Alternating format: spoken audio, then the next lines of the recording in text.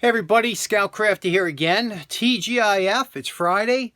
We got a couple tools to clean up, a couple new ones that I acquired. Let's go check them out. Okay, first we're going to start off with this lovely little gem of a tool that is pretty unusual, and I'm not going to tell you why it's unusual until I'm going to put on your thinking caps. Tell me if you can see why this is unusual. What it is this is called a breaker bar, and unlike a ratchet, they're made supposedly heavier duty so that you can break the nut with this tool and then go to a ratchet, but most people skip this, go right to the ratchet. This was made by a company called K-A-L Industries, and they're still around. They're called American Cal Industries. They're out of California. The problem is that they really don't deal with the public. They manufacture tools. Years ago, they used to put their own name on it, but now they manufacture tools for like Mac and other companies like that. Supposed to be high-end tools, high-quality tools, but there's a little bit of a question about their warranties of whether or not they warranty any of it. So just because it says made in America doesn't mean you'll get a warranty on it. You can see the condition of the knurling here. You know, rust always gets in the knurling and stuff, and over here. See the condition here. We have some nicks and some scrapes, okay? And then up here, that's where the real damage is. That's some real scarring. And around here, the ball detent, they usually will work. We'll loosen that up with the vise. And let's see if we can get this back in decent shape.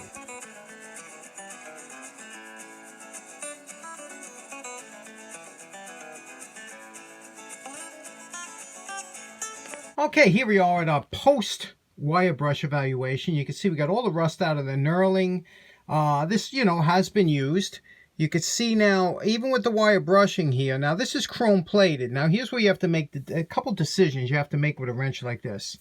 To get these little nicks out, I can go below the chrome plating, but that would, you know, pretty much take off the chrome. However, up here, there's some scarring. This has to be done. So, you know, we'll go by ear.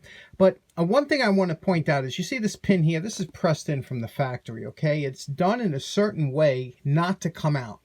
Now, I have the dake. I can press that out. But the problem is if you try and press this out, a lot of times you'll have problems getting it back in that it stays in. Now, we still have some rust over here. I can't get with this is where you have to make the decision how far you have to go. Now, I know there are a lot of people that just go out of their mind because they want to take everything apart. But when you have something that's sealed from the factory that's never supposed to come out again, the problem you have is when you take it out, a lot of times that'll fall out. I've seen that happens many a times before. So what we're going to try and do is we're going to try and get in here with the Dremel, move it this way and this way. Listen to the wrench. You can see it's dry. That's all it is. It's dry. But we'll get in here all with the Dremel, then we'll work it in just like we do with the pliers with some lubrication, and you'll see what it sounds like later. So remember this. Remember what that sounds like, and remember what it's going to sound like later. Over that, the rest of it, we're just going to, you know, take off and get some of the scarring off. That you have to see. Look at that. We'll get rid of all that with the over at the belt sander, and then the rest of it, hopefully, will get to look decent. Let's go. This is I got this from my buddy Kent. And Kent was saying that, you know, we were talking about what's so different about this wrench that you're still trying to figure out. And we'll talk about it in a minute.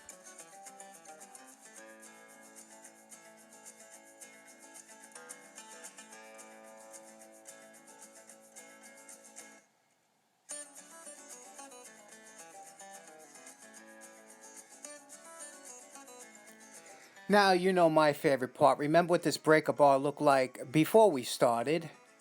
And we're calling this project done. Look at this, huh? Look how nice this came out. Now, you see I took out all the pits and everything. And now, remember here, I couldn't live with that. Even though it was the original chrome plating, those little nicks and burrs, I ground it all down. And now it's just beautiful and buttery smooth. And the knurling, you know, the knurling had little things and stuff, but there's nothing you could do. It feels great in the hand. That's all that counts. Back came out real nice. Now, if you were trying to figure out what it was we were talking about why Kent and I were saying about this wrench being so unusual, this is a 1/2 inch breaker bar, and yet it's only 9.5 inches long. Now, who heard of a breaker bar that's so short? You know, I mean, the whole idea behind a breaker bar is to give you extra leverage, you know, but now remember this. Listen, smooth as glass, because we got in there with the Dremel, got everything, every residual piece of rust out of there, and then lubricated it nice and smooth. There's a little ball detent in there. Oiled that, 3-in-1 oil. Checked everything out here. You could see, works beautiful. You know, it's a 1/2-inch breaker bar though. Do we have much use for them? Not usually. If you're going to use a breaker bar, you know, it's 24 inches and up, you know, or whatever. At least 20 inches. But anyway, interesting wrench, interesting tool. And I hope you enjoyed this one. Let's see what else. Okay, next up we have a tool that I doubt many of you have ever seen before. This is a Beryllium, and you could see here, by BERYLCO. They were a big manufacturer of beryllium tools. This is their P-300 model, and it is beryllium pliers, Lyman pliers. They are made from beryllium, which is an alloy that is a non-sparking, strong alloy. You can remember I did a beryllium hammer, but the problem is we can't restore these because you cannot grind these down or abrade them in any way, because the dust that comes off here is extremely toxic. I mean, you know, I don't know if it's bad like asbestos, but it's bad. So they don't want you to grind it down or anything. But look how nice that would come out if we could just get a little bit of shine on it. But anyway, beryllium, it's almost like a, like I said, it's an alloy that's very strong, and they use this in sparking environments, like when working on gas or anything, and this will, gas lines, things like that, this will not spark, so you can use it. But have you ever seen a pair of these before? I'm going to try and see, without getting crazy, I just want to see if I can, maybe a little polish on here.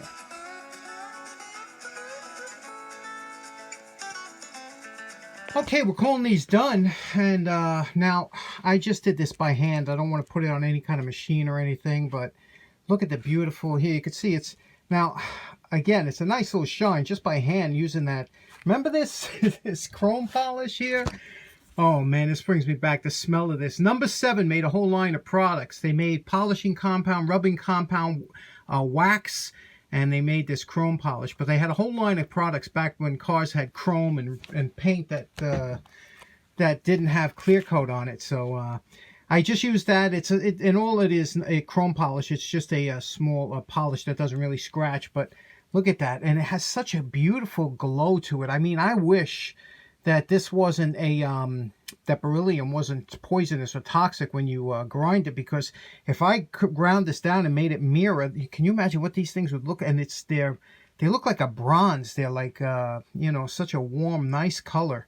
You really can't pick it up here on the that's why I only have one light on now, trying that you could see the color, but you really can't through the video. Anyway, these are very interesting pliers. I paid $20 for these, which is a lot of money at the tool show.